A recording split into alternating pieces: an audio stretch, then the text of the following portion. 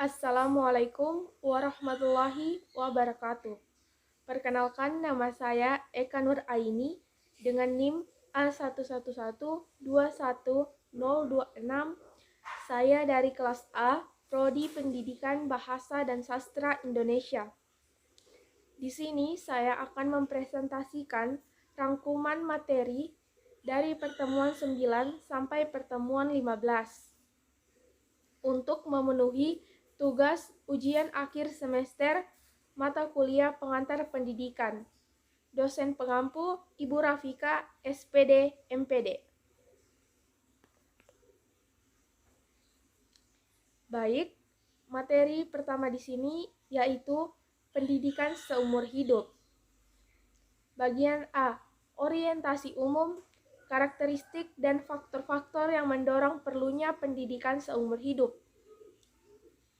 1. Batasan. Pendidikan seumur hidup atau PHS adalah sebuah konsep-konsep pendidikan yang menerangkan keseluruhan dan peristiwa-peristiwa kegiatan belajar mengajar yang berlangsung dalam keseluruhan kehidupan manusia. Yang kedua, karakteristik. Adapun karakteristik pendidikan seumur hidup yaitu yang pertama, hidup. Seumur hidup dan pendidikan merupakan 3 istilah pokok yang menentukan lingkup dan makna pendidikan seumur hidup. Yang kedua, pendidikan tidaklah selesai setelah berakhirnya masa sekolah. Yang ketiga, pendidikan seumur hidup tidak diartikan sebagai pendidikan orang dewasa, tetapi pendidikan seumur hidup mencakup dan memadukan semua tahap pendidikan. Selanjutnya, pendidikan seumur hidup mencakup pola-pola pendidikan formal maupun pendidikan non-formal. Rumah memainkan peranan yang paling halus dan sangat penting dalam memulai proses belajar seumur hidup. Selanjutnya, ada masyarakat juga memainkan suatu peranan yang sangat penting dalam sistem pendidikan seumur hidup.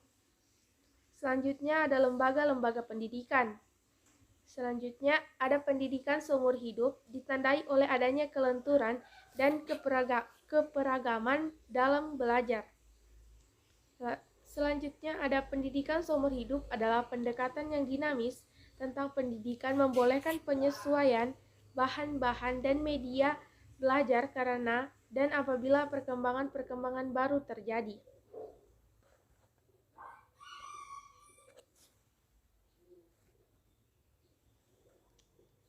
Yang ketiga, perlunya pendidikan seumur hidup.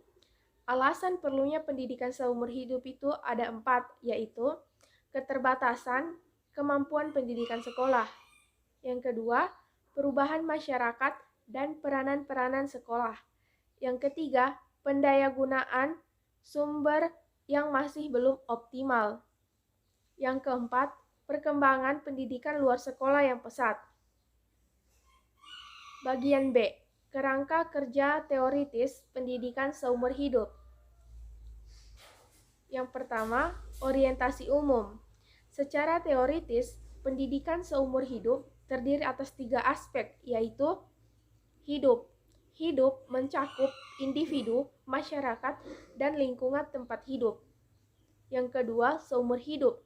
Seumur hidup mencakup perkembangan kepribadian, tahap-tahap perkembangan, peranan-peranan umum dan unik. Yang ketiga, pendidikan. Pendidikan mencakup landasan-landasan pendidikan, cara-cara komunikasi, dan isi pendidikan.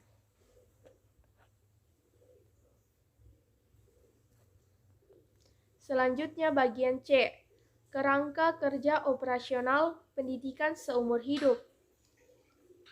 Yang pertama, sebuah sistem pendidikan seumur hidup. Komponen-komponen sistem pendidikan seumur hidup yaitu: pertama, tujuan-tujuan pendidikan seumur hidup. Yang kedua, asumsi-asumsi pendidikan seumur hidup. Yang ketiga, prinsip-prinsip pengembangan sistem pendidikan seumur hidup.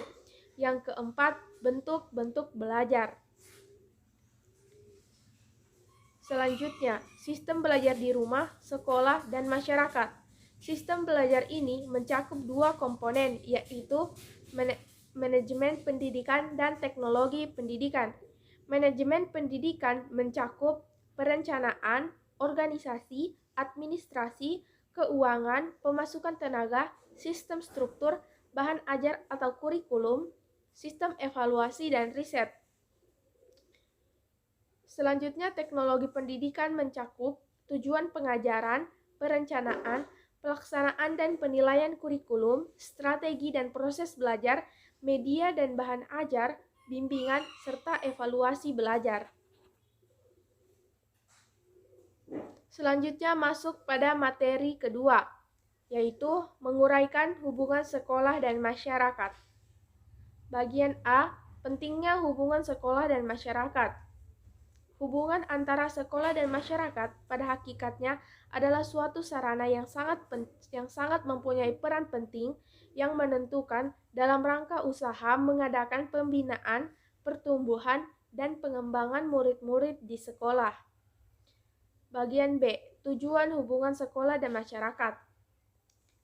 Adapun tujuan hubungan sekolah dan masyarakat, yang pertama yaitu mengembangkan mutu belajar dan pertumbuhan anak-anak. Yang kedua, meningkatkan tujuan dan mutu kehidupan masyarakat. Yang ketiga, mengembangkan pengertian, antusiasme, dan partisipasi masyarakat.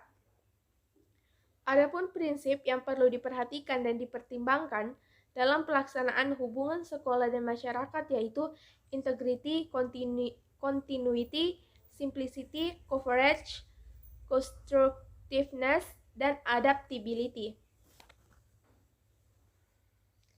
Bagian C, jenis-jenis hubungan sekolah dan masyarakat. Yang pertama, hubungan edukatif. Yang kedua, hubungan kultural. Yang ketiga, hubungan institusional. Baik, selanjutnya kita masuk pada materi ketiga, yaitu menganalisis pendidikan dan pembangunan. Bagian A, konsep pembangunan sebagai usaha perubahan terencana.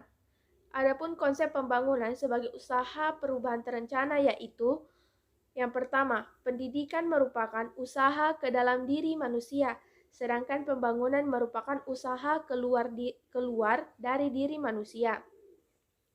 Yang kedua, pendidikan menghasilkan sumber daya tenaga yang menunjang pembangunan, dan hasil pembangunan dapat menunjang pendidikan, pembinaan, penyediaan sarana, dan seterusnya. Peran pendidikan dalam pembangunan nasional yaitu yang pertama, mengembangkan teknologi, menjadi tenaga produktif dalam bidang konstruksi, menjadi tenaga produktif yang menghasilkan barang dan jasa, sebagai pelaku generasi dan penciptaan budaya, dan yang terakhir yaitu konsumen barang dan jasa. Masyarakat masa depan.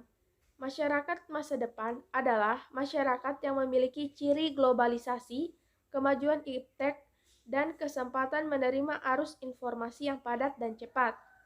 Pendidikan merupakan salah satu pilar utama dalam mengantisipasi masa depan, karena pendidikan selalu diorientasikan pada penyiapan peserta didik yang akan berperan menjadi masyarakat masa depan.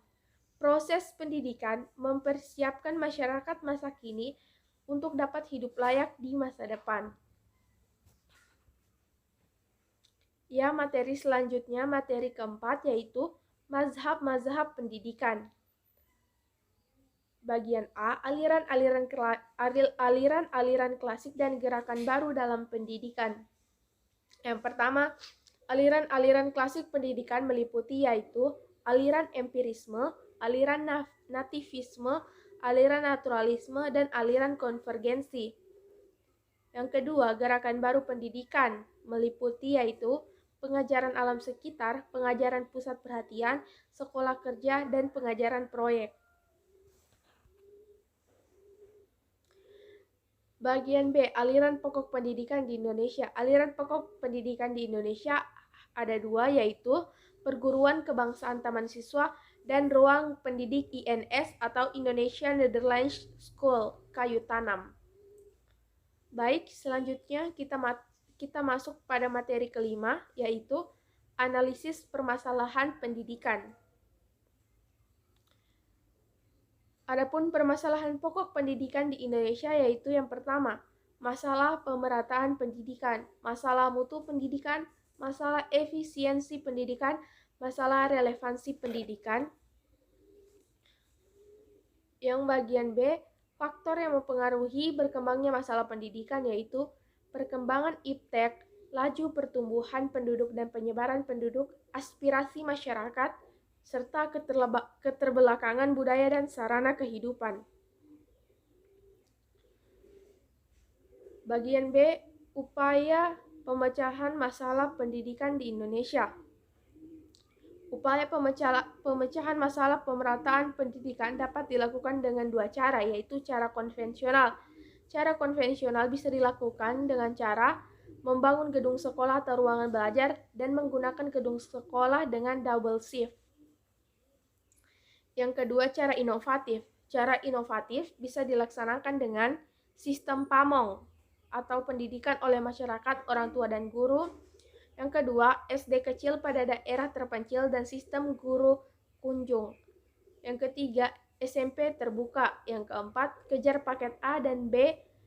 Yang terakhir yaitu belajar jarak jauh pada universitas terbuka.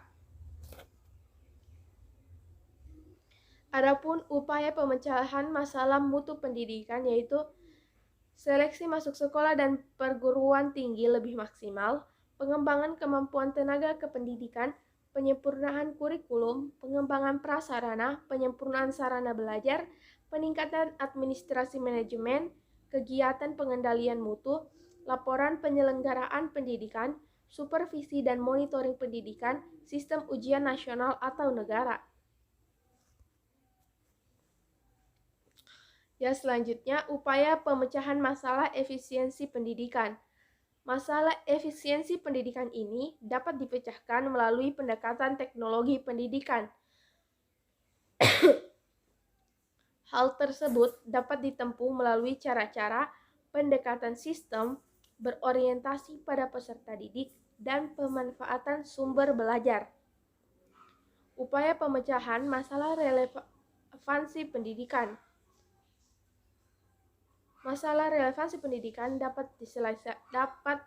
diselesaikan dengan cara yang pertama, perluasan dan pemerataan kesempatan memperoleh pendidikan yang bermutu tinggi. Yang kedua, peningkatan kemampuan akademik, profesionalisme, dan jaminan kesejahteraan tenaga kependidikan. Yang ketiga, melakukan pembaharuan sistem pendidikan. Yang keempat, memberdayakan lembaga pendidikan. Yang kelima, mengembangkan kualitas sumber daya manusia sedini mungkin secara terarah. Yang keenam, memberdayakan Dewan Pendidikan dan Komite Sekolah. Selanjutnya, materi terakhir yaitu menjelaskan sistem pendidikan nasional. Bagian A, kelembagaan, program, dan pengelolaan pendidikan. 1. Kelembagaan pendidikan terdiri atas jalur pendidikan dan jenjang pendidikan. Jalur pendidikan mencakup yaitu pendidikan formal, pendidikan non-formal, dan pendidikan informal. Selanjutnya, jenjang pendidikan. Jenjang pendidikan mencakup yaitu jenjang pendidikan dasar, jenjang pendidikan menengah, dan jenjang pendidikan tinggi. Yang kedua, program dan pengelolaan pendidikan. Program dan pengelolaan pendidikan mencakup dua hal, yaitu jenis program pendidikan dan kurikulum program pendidikan. Jenis program pendidikan terdiri mencakup yaitu pendidikan umum, pendidikan kejuruan, pendidikan akademik, pendidikan vokasi, pendidikan profesi, pendidikan keagamaan, pendidikan khusus, dan pendidikan kedinasan. Kurikulum program pendidikan mencakup kurikulum nasional dan kurikulum muatan lokal. Ya, bagian B, upaya pembangunan pendidikan nasional. Adapun upaya atau strategi pembangunan pendidikan nasional meliputi 1. Pelaksanaan pendidikan agama serta akhlak mulia.